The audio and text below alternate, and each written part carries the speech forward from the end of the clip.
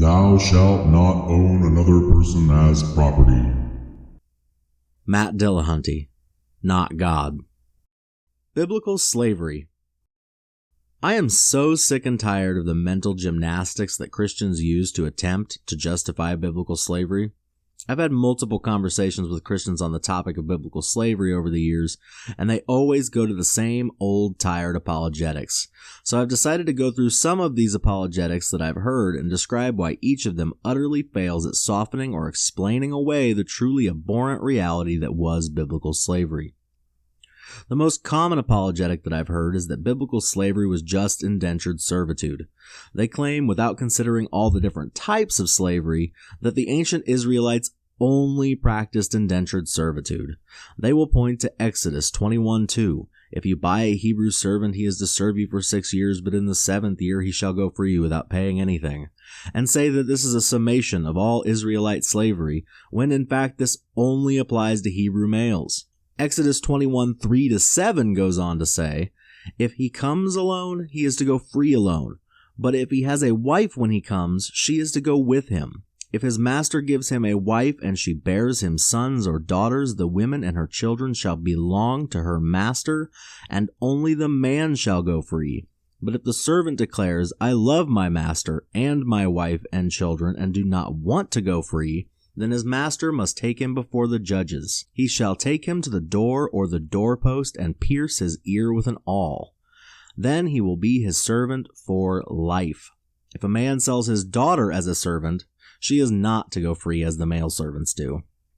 It makes it explicitly clear that only Hebrew males are indentured servants, and the rest are just chattel slaves, and it even includes a loophole whereby you can enslave your fellow Hebrew for life.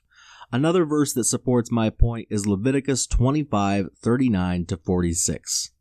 If any of your fellow Israelites become poor and sell themselves to you, do not make them work as slaves. They are to be treated as hired workers or temporary residents among you. They are to work for you until the year of Jubilee. Then they and their children are to be released, and they will go back to their own clans and to the property of their ancestors. Because the Israelites are my servants, whom I brought out of Egypt, they must not be sold as slaves. Do not rule over them ruthlessly, but fear your God. Your male and female slaves are to come from the nations around you. From them you may buy slaves. You may also buy some of the temporary residents living among you and members of their clans born in your country, and they will become your property. You can bequeath them to your children as inherited property and can make them slaves for life, but you must not rule over your fellow Israelites ruthlessly. Note here the distinction between Israelites and everyone else. Per this verse, you can rule over everyone else ruthlessly. So ruthlessly, in fact, that they may even die as a result of the beatings. Exodus 21:20-21 says, anyone who beats their male or female slave with a rod must be punished if the slave dies as a direct result, but they are not to be punished if the slave recovers after a day or two, since the slave is their property. Anyone who says that the Israelites did not practice chattel slavery is guilty of being either dishonest, disingenuous, or ignorant of what their holy book says. The next apologetic is to outright claim that the Bible expressly forbids slavery.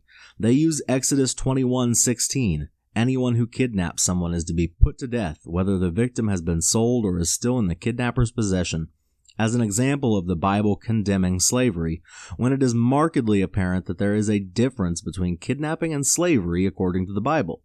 If the writers of the Bible had wanted to condemn slavery, all they would have had to say, or have their God say, was, thou shalt not own people as property. Another story that they like to bring up is the story of Philemon. For those of you unfamiliar with the story of Philemon, it is about Paul writing to Philemon pleading for leniency in the case of Onesimus, a runaway slave. In this noticeably short letter to Philemon, nowhere does Paul say anything condemnatory about slavery. It is simply a letter from one friend to another friend on behalf of a new friend asking for leniency, not a condemnation of slavery as an institution. Next, they'll use Leviticus 19:33-34. And if a stranger dwells with you in your land, you shall not mistreat him. The stranger who dwells among you shall be to you as one born among you, and you shall love him as yourself. For you were strangers in the land of Egypt. I am the Lord your God. And Exodus 23:9, also you shall not oppress a stranger, for you know the heart of a stranger, because you were strangers in the land of Egypt. To try to show that the Bible is opposed to slavery, when, upon even a liberal reading of these verses, they make no mention of slavery at all. If they were talking about slavery, they would have used the word slave and not stranger. They cite these verses as if they somehow nullify all of the direct instructions on how to keep slaves, and they straight up ignore New Testament verses like 1 Timothy 6:1-2. All who are under the yoke of slavery should consider their masters worthy of full respect, so that God's name and our teachings may not be slandered. Those who have believing masters should not show them disrespect just because they are fellow believers. Instead, they should serve them even better because their masters are dear to them as fellow believers and devoted to the welfare of their slaves. And 1 Peter 2:18, slaves in reverent fear of God, submit yourself to your masters, not only to those who are good and considerate, but also to those who are cruel. The last apologetic that I will list, because this is getting pretty long already, is the attempt to claim that God, the omniscient, omnipotent, omnibenevolent creator of the universe, had to bow down to local traditions and human customs of the time. They will claim that God's codification of slavery in the Bible was meant to slowly erode the tradition of slavery from humanity. This, in my opinion, is the worst apologetic of all. These people worship such a small, weak God that he can say don't murder people and don't eat shellfish, but can't say don't own people as property. I guess this just wasn't a hill God was willing to die on. Shellfish and mixed fabrics, now that's a no-no, but violent, cruel slavery, he'll let it slide for 2,000 years, never saying one negative word about the inhumane institution in his entire book. Honestly, anyone who wants to argue that the Bible does not support slavery doesn't have a leg to stand on. The book is so pro-slavery that any attempt to implement biblical law in the modern era would necessitate the reinstitution of slavery.